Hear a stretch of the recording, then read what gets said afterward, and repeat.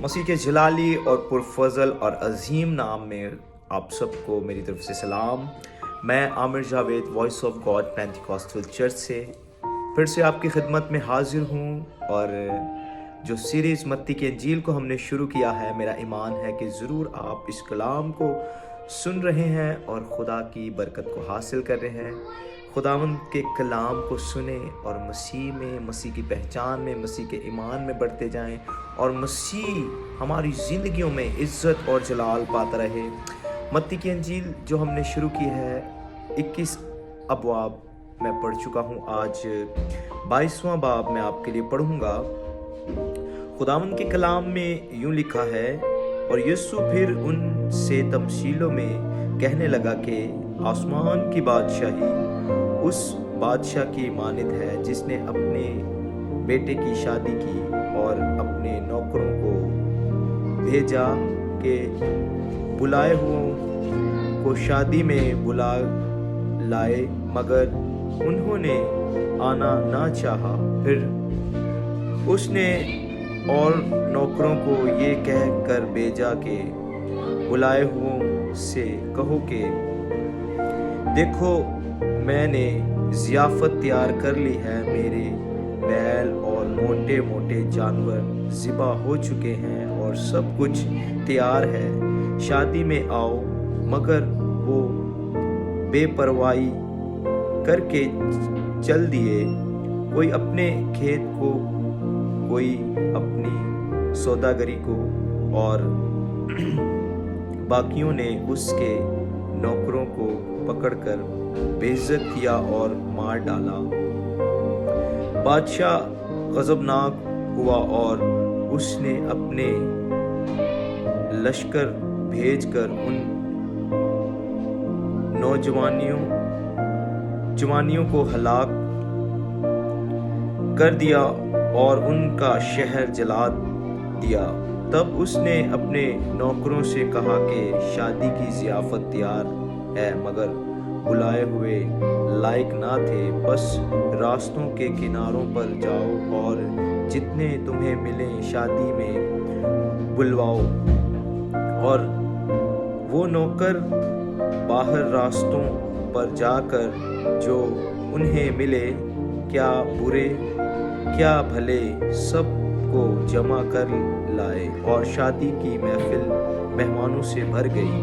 اور جب بادشاہ مہمانوں کو دیکھنے کو اندر آیا تو اس نے وہاں ایک آدمی کو دیکھا جو شادی کے لباس میں نہ تھا، اور اس نے اس سے کہا، میاں، تو شادی کی پوشاک پہنے بغیر یہاں کیوں کر آ گیا؟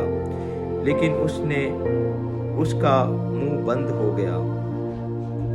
اس پر بادشاہ نے خادموں سے کہا، اس کے ہاتھ پاؤں باندھ کر باہر اندھیرے میں ڈال دو، وہاں رونا اور دانت پیسنا ہوگا، کیونکہ بلائے ہوئے تو بہت ہیں مگر برگزیدہ تھوڑے۔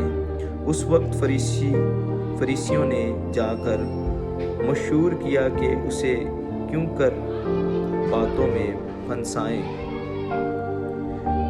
بس انہوں نے اپنے شاگردوں کو ہیرودیس کے ساتھ اس کے پاس بھیجا اور انہوں نے کہا، اے استاد، ہم جانتے ہیں کہ تو سچا ہے اور سچائی سے خدا کی رات کی تعلیم دیتا ہے اور کسی کی پرواہ نہیں کرتا، کیونکہ تو کسی آدمی کا طرفدار نہیں۔ بس ہمیں بتائیں، تو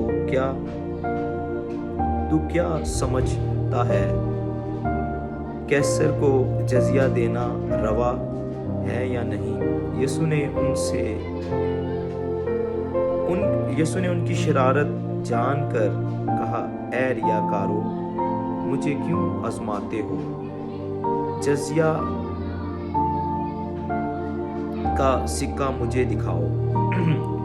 وہ 1 دینار اس کے پاس لائے۔ اس نے ان سے کہا، یہ صورت اور نام کس کا ہے؟ انہوں نے اس سے کہا، کیسر کا۔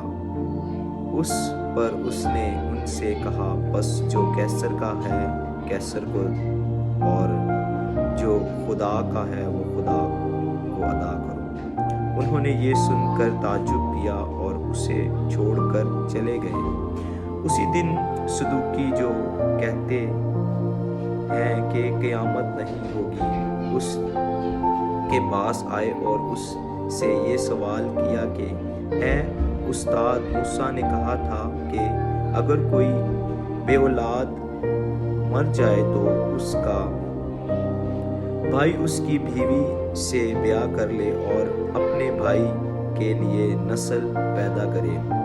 اب ہمارے درمیان 7 بھائی تھے اور پہلا بیاہ کر کے مر گیا، اور اس سبب سے کہ اس کے اولاد نہ تھی اپنی بیوی اپنے بھائی کے لیے چھوڑ گیا۔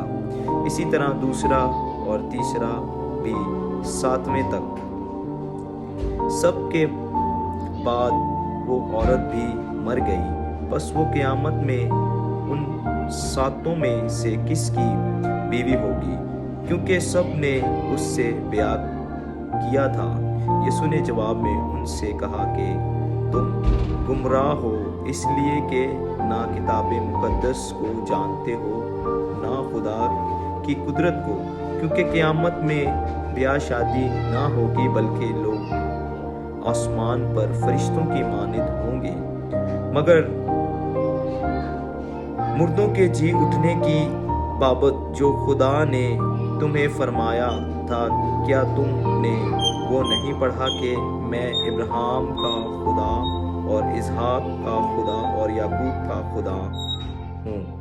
وہ تو مردوں کا خدا نہیں بلکہ زندوں کا خدا ہے۔ لوگ یہ سن کر اس کی تعلیم سے حیران ہوئے، اور جب فریسیوں نے سنا کہ اس نے صدوقیوں کا منہ بند کر دیا تو وہ جمع ہو گئے، اور ان میں سے ایک عالم شرع نے آزمانے کے لیے اس سے پوچھا، اے استاد، توریت میں کون سا حکم بڑا ہے؟ یسوع نے اس سے کہا کہ خداوند اپنے خدا سے اپنے سارے دل اور اپنی ساری جان اور اپنی ساری عقل سے محبت رکھ، بڑا اور پہلا حکم یہی ہے، اور دوسرا اس کی مانند یہ ہے کہ اپنے پڑوسی سے اپنے برابر محبت رکھ۔ انہی 2 حکموں پر تمام توریت اور انبیاء کے صحیفوں